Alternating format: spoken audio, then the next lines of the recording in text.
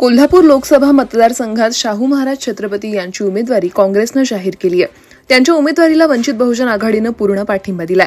शाहू महाराजांना निवडून आणण्यासाठी सर्वतोपरी प्रयत्न करणार असल्याचं वंचित बहुजन आघाडीचे नेते प्रकाश आंबेडकर यांनी आज पत्रकार परिषदेत जाहीर केलं।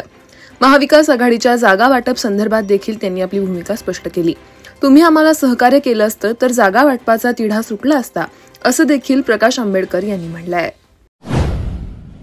फडणवीस साहेबाला मी 6 महिन्यांपासून बोललो नाही, काय करताल, जेलमध्ये टाकताल तर जेलमध्ये आंदोलन करेल, कैद्यांना आरक्षण समजून सांगेल।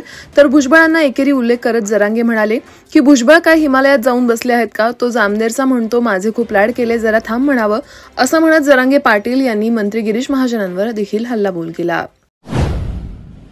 देशाचा कारभार कोणाच्या हाती असावा प्रश्न आपल्या समोर आहे। देशातील शेतकरी हवाल दिलाय, मात्र या सरकारला चिंता नाही, असा हल्लाबोल राष्ट्रवादी काँग्रेस शरदचंद्र पवार पक्षाचे सर्वेसर्वा शरद पवार यांनी केलाय। तसंच ही निवडणूक अत्यंत महत्त्वाची असंही ते म्हणाले। इंदापूरमध्ये राष्ट्रवादी काँग्रेस शरदचंद्र पवार पक्षाचा शेतकरी मेळावा पार पडला। या मेळाव्यात ते बोलत होते। यावेळी मंचावर ठाकरे गटाचे खासदार संजय राऊत, बारामती लोकसभा उमेदवार सुप्रिया सुळे देखील उपस्थित होत्या। यंदाच्या निवडणुकीत इंदापुरात जोरदार तुतारी वाजणार आहे, असा विश्वास राष्ट्रवादीच्या शरद पवार गटाच्या खासदार सुप्रिया सुळे यांनी व्यक्त केलाय। तसंच 6 महिन्यांपूर्वी घटस्फोट घेतलेल्यांनी माझ्याबाबत बोलू नये, असं म्हणत त्यांनी अजित पवार गटाला टोलाही लगावलाय।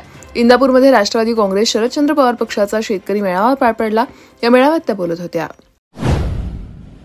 स्वस्त प्रचाराच्या मोहात भाजपला टार्गेट करू नका, गुंड पाळणं ही भाजपची संस्कृती नाही, गुंड पाळणाऱ्या पक्षांना आम्ही घरी बसवलंय, असं म्हणत भाजप नेत्या चित्रा वाघ यांनी काँग्रेसच्या आमदार प्रणिती शिंदे यांच्यावर निशाणा साधलाय। प्रणिती शिंदे यांनी गुरुवारी पंढरपुरात आपल्या वाहनावर हल्ला झाल्याचा दावा केला होता।